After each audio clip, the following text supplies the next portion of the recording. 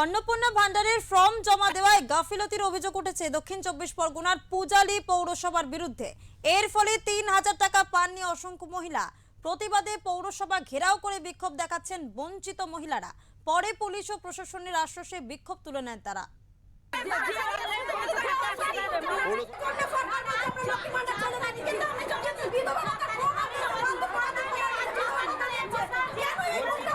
বুইতা গ্রাম পঞ্চায়েতের পর এবার অন্নপূর্ণা যোজনা ফর্ম ফিলআপের গাফিলতির অভিযোগ উঠল দক্ষিণ 24 পরগনার পূজালী পুরসভার বিরুদ্ধে।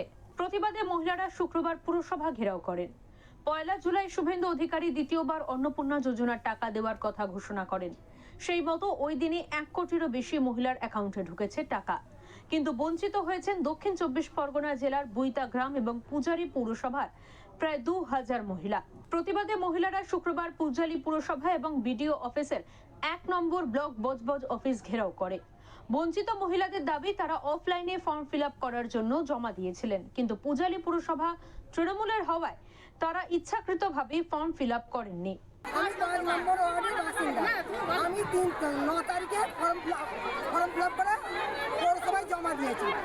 আমার টাকা ঢুকলো না, ঢুকতে আমি আবার 29 তারিখে আবার অনলাইনে করি। আজকে কেন এসেছেন? আজকে এসেছি আমার জুলাই মাসে একটা আমার টাকা ঢুকে না, তার জন্যই আজকে আমরা অবরোধ করেছি। কতজন মানুষ এসেছেন গোটা এখানে?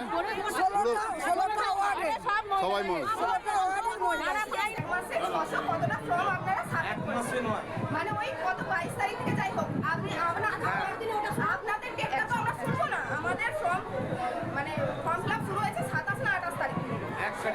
আচ্ছা 1 তারিখে ধরছি, 1 তারিখ থেকে আজ 1 তারিখ পেরিয়ে গেল, আপনারা বলছেন 600 ফর্ম জমা করেছেন, সাবমিট করেছেন সব। তবে পুরসভার কর্মীদের দাবি পুরসভায় মাত্র 7 জন কর্মী রয়েছেন, কিন্তু ফর্ম জমা পড়েছিল 840টি। কর্মী সংখ্যা কম হওয়ায় তারা এত ফর্ম ফিলআপ করতে পারেননি। এবং দেওয়া হচ্ছে সেটা 8 তারিখ পর্যন্ত, এবং তাতে আমাদের সমস্ত কর্মী ওই কাজেই লেগেছে। তার ঠিক 4 দিন পরেই আবার হচ্ছে প্রোগ্রাম। সেই প্রোগ্রামগুলো জনকল্যাণ। অশান্তির খবর পেয়ে পুলিশ ঘটনাস্থলে এসে সমস্যার সমাধানের আশ্বাস দেওয়ার পর মহিলারা বিক্ষোভ তুলে নেন। বজবজ থেকে সঞ্জয় মাঝির রিপোর্ট, ওঙ্কার বাংলা।